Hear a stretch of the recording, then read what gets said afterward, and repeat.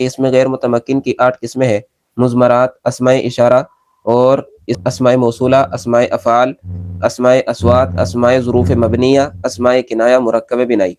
یہ 8 قسمیں ہیں جن کو اجمالاً بیان کیا گیا۔ اب ان کو تفصیل کے ساتھ بیان کیا جائے گا، ہر ایک کی تعریف آئے گی اور ہر ایک کو مثال کے ساتھ سمجھایا جائے گا۔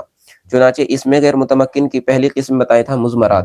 کہتے ہیں کہ مضمرات مضمر کی جمع ہے اور ضمیر کو مضمر کہتے ہیں۔ ضمیر کیا ہے؟ ضمیر وہ اسم غیر متمکن ہے جو متکلم یا مخاطب یا ایسے غائب پر دلالت کرنے کے لیے وضع کیا گیا ہو جس کا ذکر لفظاً یا معناً یا حکماً پہلے ہو چکا ہو۔ تو دیکھیے اس میں جو ضمیر ہے، ضمیر وہ اسم غیر متمکن ہے، وہ ایسا اسم غیر متمکن ہے کہ جس کے ذریعے مخاطب یا متکلم یا ایسے غائب پر دلالت کی جائے کہ جس کا ذکر پہلے ہو چکا ہو۔ تو ضمائر جو آتے ہیں وہ بتلانے کے لیے آتے ہیں مخاطب کو، متکلم کو اور غائب کو۔ مثال کے طور پر میں کہتا ہوں کہ انا میں، تو یہاں پر جو ہے انا یہ متکلم کو بتلانے کے لیے ہے اور متکلم پر دلالت کرنے کے لیے ہے۔ اسی طرح انتا تو یہ مخاطب پر دلالت کرنے کے لیے ہے۔ اسی طرح ہوا وہ، تو یہ غائب پر دلالت کرنے کے لیے ہے۔ لہذا ان کو ضمائر کہتے ہیں۔ جو غائب، متکلم اور مخاطب پر دلالت کرنے کے لیے جو الفاظ لائے جاتے ہیں عربی میں ان کو ضمیر کہتے ہیں۔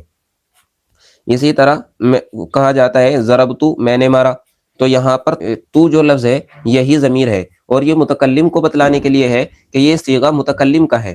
اسی طرح اور بھی مثالیں آپ لے لیجیے اس کی، ایایا خاص مجھ کو، ایایا خاص مجھ کو، جیسے کہ مثال کے طور پر آتا ہے ایاک نعبد و ایاک نستعین، ہم آپ ہی کی عبادت کرتے ہیں، تو ایاک وہاں پر کیا ہے؟ یہ ضمیر ہے۔ اسی طرح ایایا خاص مجھ کو، یعنی یہ حصر کے معنی پیدا کرتا ہے اور اکثر یہ جو ہے مقدم ہوتی ہے اپنے عامل پر۔ یہ ضمیر جو ہوتی ہے، آگے آ رہی ہے پوری تفصیل اس کی، یہ ضمیر جو ہوتی ہیں ضمیر منصوب منفصل، یہ اکثر جو ہوتی ہے اپنے عامل پر مقدم ہوتی ہیں۔ چنانچہ ایایا خاص مجھ کو، ضربنی اس نے مجھ کو مارا، اور لی میرے لیے، تو یہ جو ان کے ضربنی میں یا ہے، ٹھیک ہے، اسی طرح لی میں یا ہے، یہ جو الفاظ ہیں یہ سب کے سب وہ ہیں کہ جو متکلم پر دلالت کرنے کے لیے ہیں، اور جو ضمیر ہیں ان کو ضمیر کہا جاتا ہے۔